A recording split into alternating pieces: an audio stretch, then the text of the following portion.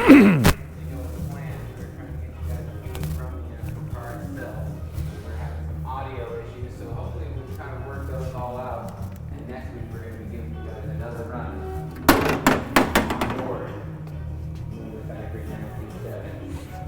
that being said, we figured we'd give you guys a full rundown on the race car. There's Justin. What's going on, Justin?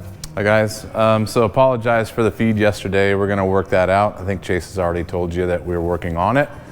But because we didn't have very good communication, we figured we'd kind of address some stuff on the race car. If you guys had questions on anything to do with the team or the car or the pre-runners or anything like that, how we do it, why we do it, if you need to do it, how you could do it, you know, any of those questions, throw them at me now. We don't have anybody here at the shop today, so it's all closed up and it's just us. So ask away. In the meantime, I'll kind of walk around the car a little bit. Legion Can-Am's in the building. Just wanted to give them a kudos. What's going on, guys? So obviously we race a Can-Am X3. It's got Lone Star Long Travel on it. The class we race is Pro Turbo in Best in Desert. And in this class, the engine is sealed. That is that it's bone stock from the turbo to the throttle body. You can flash it, you can run an injector, and you can run exhaust, you can run your own air cleaner, but you also have to run the factory intercooler. So by rule, everybody's trying to keep as much reliability in the car as they can. They're all probably making between 220 and 300 horsepower in the class. Real quick here, Benson B350 wants to know a little bit more about rear limit strips, if they're worth it or not. And our main man, Tube Sock Steve, he's on this stream. What's up, right now. Steve? Happy birthday, buddy. Ooh, yeah, Stevie. So limit straps in the rear. We do not feel that they're 100% necessary for a play car on most models, although we do make them because people wanted us to do that so they could have the front rear shocks match with straps front rear. If you run a 35 or a really heavy wheel and tire, then you would probably want to run a rear strap. We run them on the race car because the extra weight that's on the back between the trailing arm, shock, wheel and tire package. We have seen shocks fail in racing applications without a strap. But honestly, it's about a 50-50 whether you need them with a play car or not. Okay, we had Fitz or B. It's kind of a question that we've embarked on before here. Why X3 and why Can-Am? You know, we could have raced anything we wanted to. I think that the X3 has the best suspension design when you're talking about big stuff, really fast, and rough at all times. I think for a play car, the Razors have the Can-Ams beat a little bit when it comes to reliability, structure, not having anything come loose on the car. X3 stuff or Can-Am stuff, for us, it's the best choice because I think it's the fastest option in off-road racing. Cali Care 420 just wanted to say hi, Justin, and I just wanted to say hi to Cali Care 420. And guess who else just joined the stream? We got Lolo in the live stream. Hi, Lauren. How you doing? So, Justin, what else about the race cars new? I had some people talking about IQS, talking about they can't wait to get their IQS done. How has the IQS affected our race season thus far? It's been amazing. As soon as we put IQS on the car, our speeds went up. The reason is that if you, say you start a race with all of your compression adjusters right in the middle, and it might be a little bit rough set like that for the chop, rocks and washes, things like that, you just deal with it. It might not be enough when you get into the big 3-4 footers that are just rolling from one to the next, landing flat in the face of each one. So you'd slow down when you start to bottom the car out.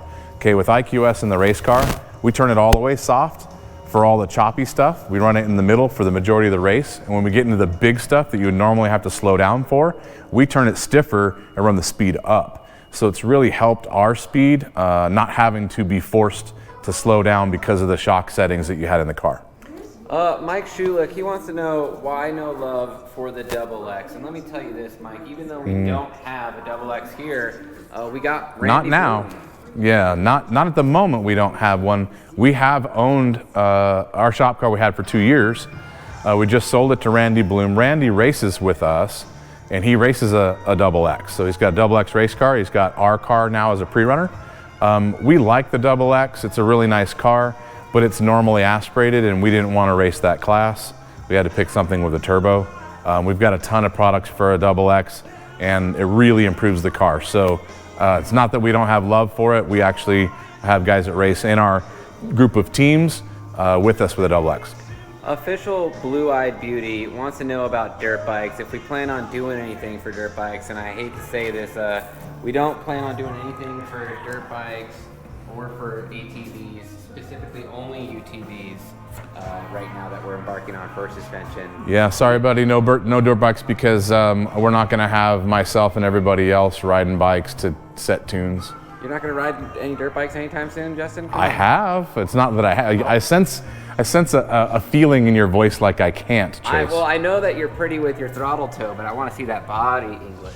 Well, you may not know this, but I pre-ran the whole Baja 1000 on a bike before. Ooh, you probably lasted a lot longer than I did. I grew up on a SCR 500, so if that tells you anything. Awesome, awesome. We got Darren, Mr. Should Be at the Shop All Day, on the feed. He wants to know who's the good-looking crew chief. I don't know about good-looking. We did have some people talking about what front diff that we're running, Justin, which I definitely want to show everyone. Well, take a look. It's a stock case, which is also a rule requirement. In our class, you have to run a factory case. You have to run a factory design, but you can change the insides, and we've done a lot of that. Hi, Jace. If you need to split, then that checks on the desk. There's Machinist Extraordinaire. Well, we'll do a show one of these times with Jason on it, so he can show you all the CNC machines and how they run. I can't wait until we get to spend our days with the man. An aerial view of the CNC shop, okay. So back to the diff.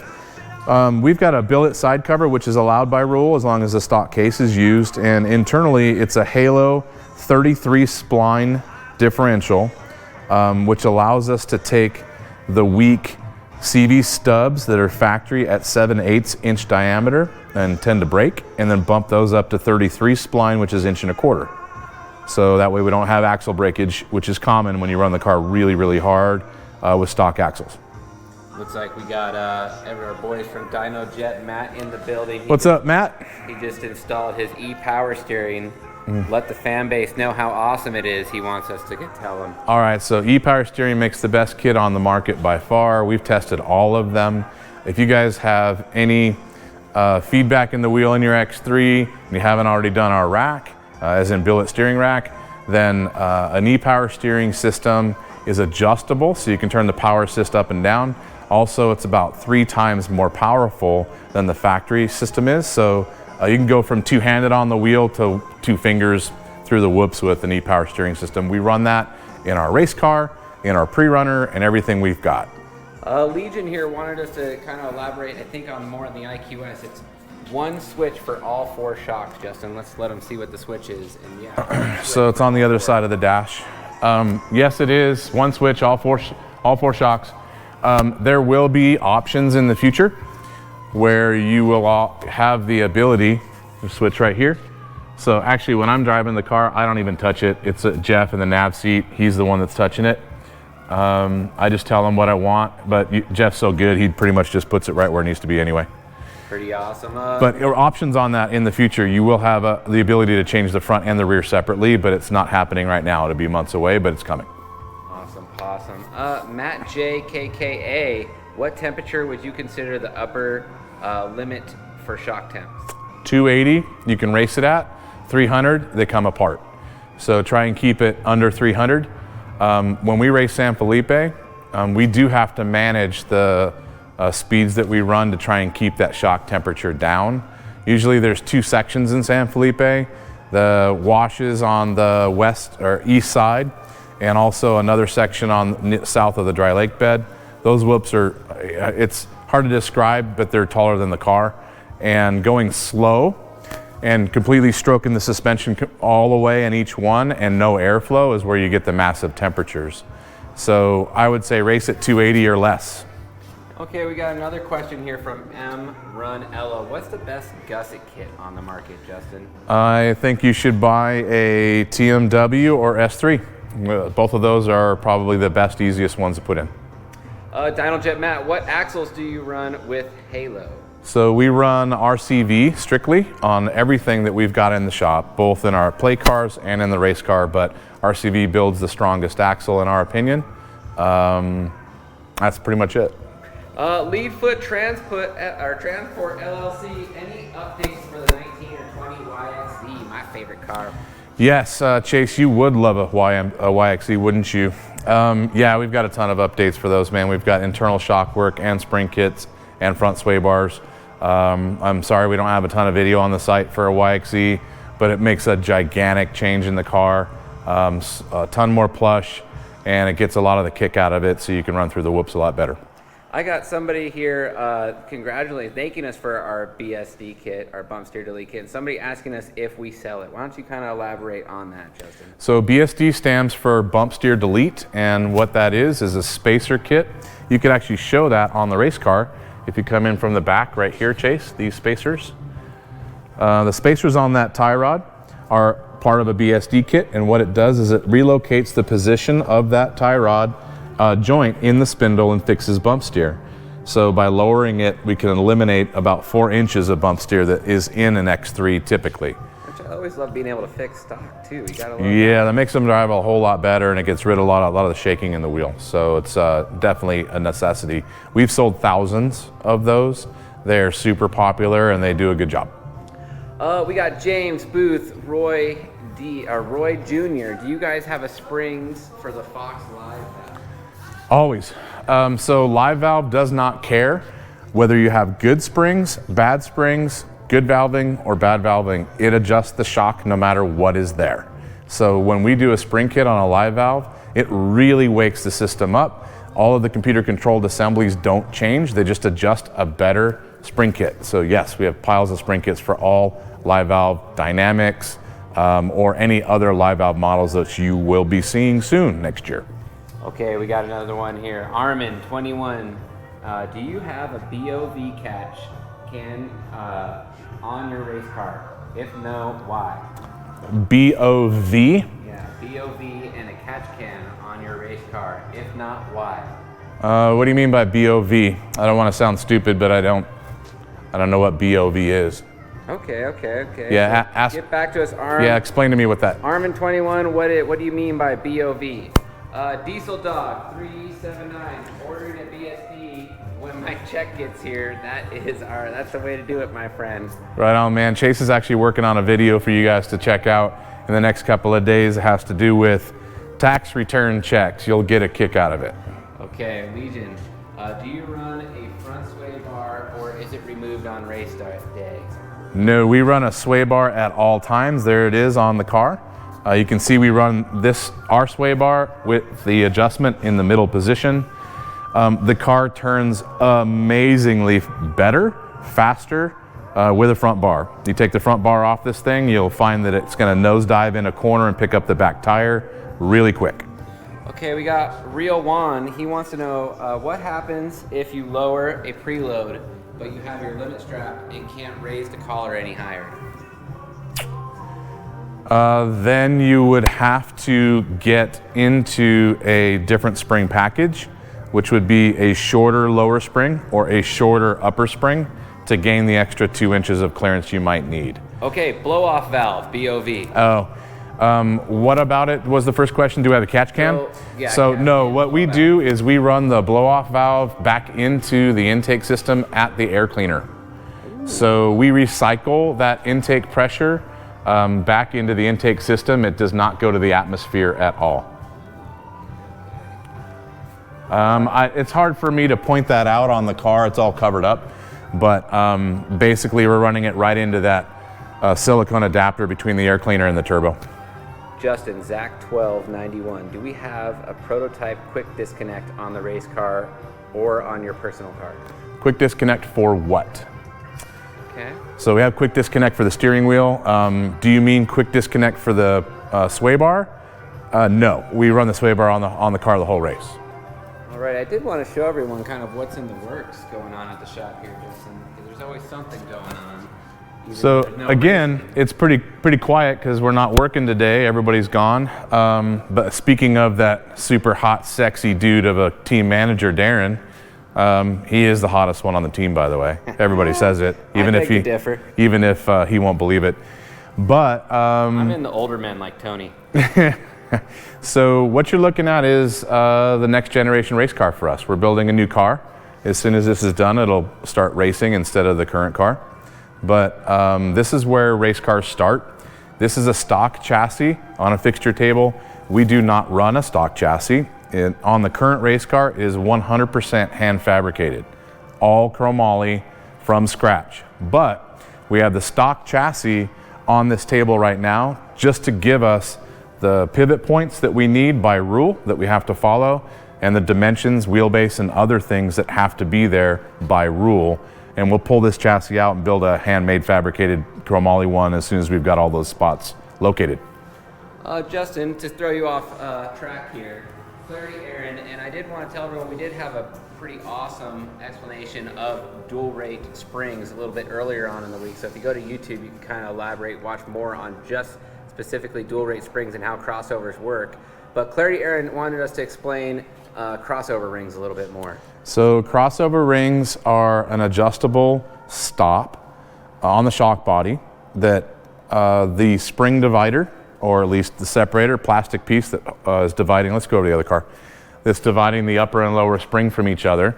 That plastic spring divider slides up and down on the shock body.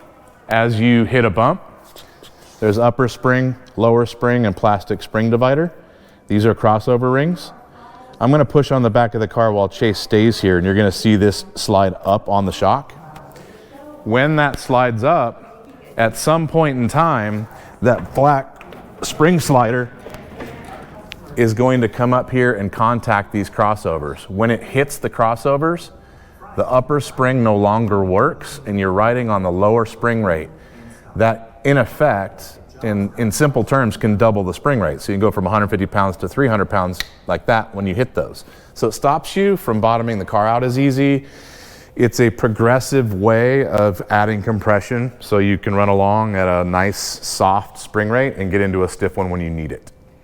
James Boothroyd Jr., he had a kind of a dumb question, which I don't think is a dumb question. He wants to know if he could run our logo on his personal dirt bike graphics. I have no problem with on the graphics as long as they're not on the shocks, right, Justin? Yeah, don't let anybody think that we did the shocks. We'll never hair the end of it and we'll get phone calls like crazy. A little personal. That doesn't bother me at all, man. Hopefully your bike looks cool. Send us a picture. A few years ago, I went to Glamis and I stupidly put one of our stickers just onto my shock reservoir, and I had about 100 people approach me and get all excited that we were starting to get into the dirt bike industry. Yeah. Justin's hair went on fire. Yeah, that wasn't a good day for you. KRX 1000 Springs release timeline, Justin. So if you want to drop your car off at the shop, you can get them right now as long as we install them. As far as you purchasing the spring kit, putting it on yourself, I'd say you have to ask Chase that question because Chase has to do the installation video and then they'll be on the website. So Chase, when are you going to be done with the video? I'd say we're looking at about a week from now, everyone. We have somebody asking to go live. It's our one and only Diversified Fab. I'm going to see if I could bring him on here. Bring him. It allows us to connect. Hello, what's going on for our first phone call from a live viewer? Hey, Diversified Fab, are you there? What's going on, buddy? Jason, what are you doing? What's happening, Chase? How are you doing? You're live. Good, how are you? Hey, we're doing awesome, man. You got a question for the race car or for Justin here? No, actually, I just want to see if that would work. Oh, well, you know what? It not only works, you're live with all of Shock Therapy viewers. We got Lolo saying, hi, Jason. What do you want to say to all of your fans out there through the Shock Therapy family? I'm not good on the spot, Chase. All right. Hey, just so everybody knows, that's my brother, and he's also part of the race team too. Obviously, we could tell if you look at him, we kind of look the same. All right, Jason Dilorenzo, he wanted to say the new jack looks great. The jack on the other car. Yep. Thank you, Jason. We gotta know, or let's see. Real One just got your shock tune October. When would be the next time to do it again, or do I need to? Well, how much do you drive your car? I would probably do an update every year, maybe at the longest 2 years. We would like to see you do a rebuild on the shocks every 2,000 to 3,000 miles, something like that. So if you drive the car hard enough, then maybe every year. Alrighty. We'll definitely have updates a lot faster than that. Usually for X3 stuff and Polaris stuff, we've got 4 or 5 updates a year. So if you just want to get an update, you can bring it by any time. But I would put some miles on them and let us do the rebuild at the same time. Alrighty, well we're kind of coming on our 20-minute calf off time. Oh, maybe you could show the bench motor and then we can wrap up if you want. I'm also trying to see if I can get Steve's attention here. I'm trying to get Steve on the feed. It is his birthday. It would be kind of nice to talk with him. He's going to be coming out with a new debut Shock Therapy exclusive video here next week. Legion had one more question before we get into this. On a 2019 X3 DS Turbo R, what are interested in the IQS system? Hold on real quick. Before we get to that, we got Steve on the line, and we just wanted to let you know, happy birthday, Steve. Happy birthday, Steve. Thank you. Hey, we just wanted to let you know that you are our #1 lead shock tuning guy, and we miss you, and it's Friday. Even though we want you to be here, we're glad you're at home, brother. Thank you. Thank you. How's the family? What are you doing for your birthday, Steve? Well, hanging out in the garage today, trying to get it all situated, cleaned up, and then get takeout for dinner, I guess, because you can't really go anywhere. We got a bunch of people giving you some birthday wishes here. What do you do when you're not working, Steve? When you're not tuning shocks, what are you at home doing? Working on motorcycles. Woohoo! Look at that. All right, Stevie. Well, you enjoy your day off and your birthday, and stay quarantined, and stay healthy. Happy birthday. Thanks, guys. Love you. See ya. Alrighty here. So. Back to the DS question with IQS, right? Yep. So. Okay, so on a DS with IQS, we just have to make sure that the shock package you have on there is 2.5 inches in diameter, and we can install IQS on that. It does not have to have our valving or spring kit. You can put that on a bone stock assembly, but it would work a whole lot better if it had our internals and spring as well, and you could adjust that on the fly. Mario Hemp, yes, we do got a military discount. So. Military discount is 5%, and if you combine that with a forum discount, if you're on any of the Razor forums or Can-Am forums, then give us your screen name and you can get another 5, so that would turn into 10%. What carrier bearings on the new car, Justin? So that is actually a one-way sprag or one-way bearing, so it's not doing the same job as any of the factory carrier bearings. This is made by Fortin. I'm going to come around the other side and show you how it works. So being a one-way bearing, when the engine is driving the system, it is connected front to rear. See how they're both spinning?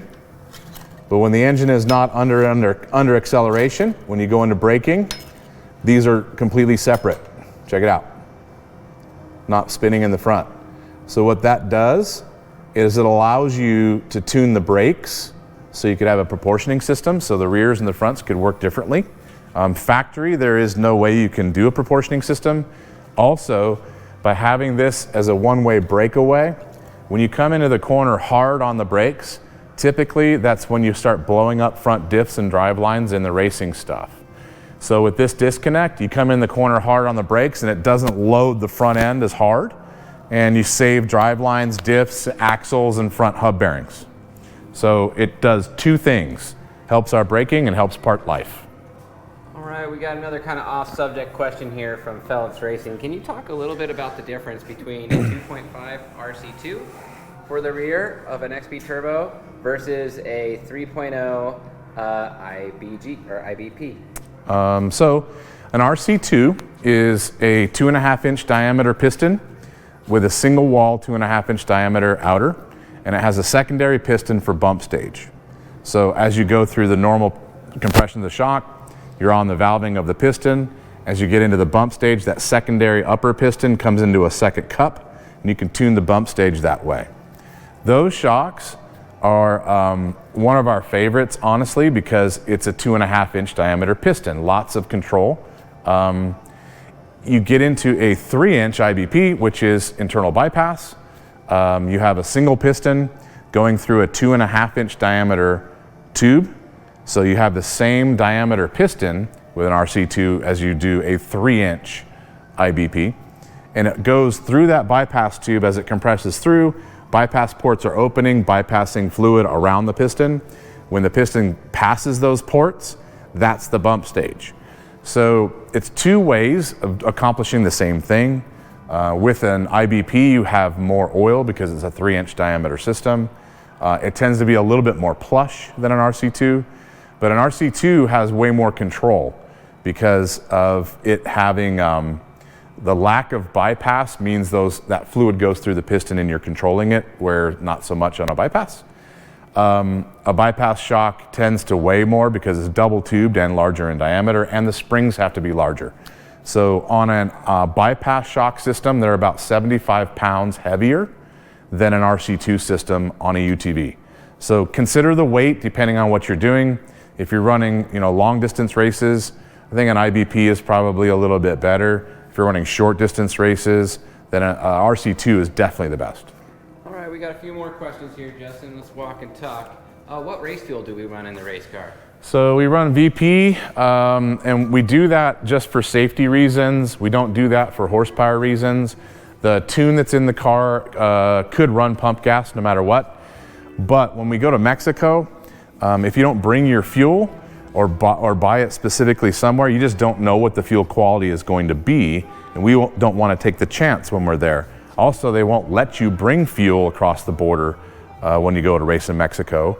So if you have a pump gas car, you're going to end up buying some special fuel down there anyway. Might as well just run it on the race gas and have that always in the car. So we do it for more of a protective reasons than we do for horsepower. It would make about the same power if it was on pump gas anyways. Justin, how interested are we in the new Speed UTV? And then we also have another off question here.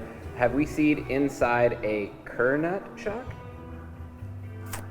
So Speed UTV, love everything that Robbie does. I want to take a look at it and just play with that car for thousands of miles as soon as it comes out. I'm pretty sure that Robbie will send us one so we can work with it. Have talked to him about that car quite a bit, and we're excited to see it. I mean, the power levels that he's talking about and some of the components should be super strong, lots of power, and not have anything as a negative like wearing out components. And Robbie definitely knows how to design front ends and rear ends from a geometry standpoint, shocks and chassis. So we're really excited to see the car and can't wait to drive it. On the shock question, was it a Kernut? Kernut. Kernut? Yep. I'm not sure if I know what that is. Now, there was a guy that built a set of water-cooled air shocks called Kernup. If that's what you mean, I'm not sure. But that was a long time ago, back when Custers were the first big shocks made, and then Kings came along, Sway Away, Race Runner, and then Fox. That was right along in those time periods, so I'm not sure if that's who you meant. Likely you've seen it. Probably have, but my memory's not that good anymore, man. I could forget. We got STR Tuning, so does the IQS. Do you think it works better with the internal bypass? It works the same whether it's internal bypass or not. The IQS is replacing the adjuster, and so it's going to function exactly the same as if you could take the adjuster and go full soft and full stiff in half a second with your hand. So it doesn't care what it's on. It's going to work better on any design shock, whether it's IBP or not. All right, we have a couple people that looks like Fitz or B and Crash Johnny. They're asking about some new models coming out, Justin. Do you think the Polaris will be releasing its 72-inch soon? And then Johnny Crash wants to know, I did the springs, but I want it to be softer in my Razor Turbo. What's my next purchase? So on new models, yes, the rumor is that the 72 and even maybe wider will be available for this season's release. Can't tell you much more than that. There are some big things coming though that maybe none of you guys have even considered that could happen, are probably going to drop the end of this year.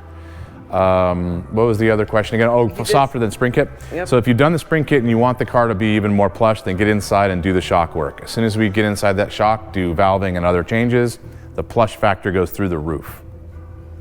Awesome. Well, looks like we got a bunch of other people just kind of giving us some props. Thank you guys. We love you so much. We try to, constantly evolve, constantly be tuned, and we do all this for you. The race car, as much as we like to think it's for us, it's just kind of another way for us to be able to go out and test everything that we believe in so much.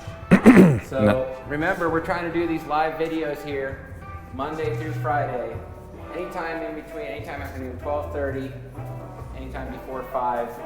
Whatever you guys want us to touch upon, whether it's, you know, suspension, race car related, anything at all, let us know in the comments down below. We could really kind of talk and do and elaborate on whatever you guys want.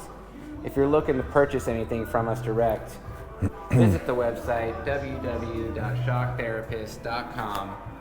And if you ever need to get a hold of us directly, you could always give us a call, 623-217-4959.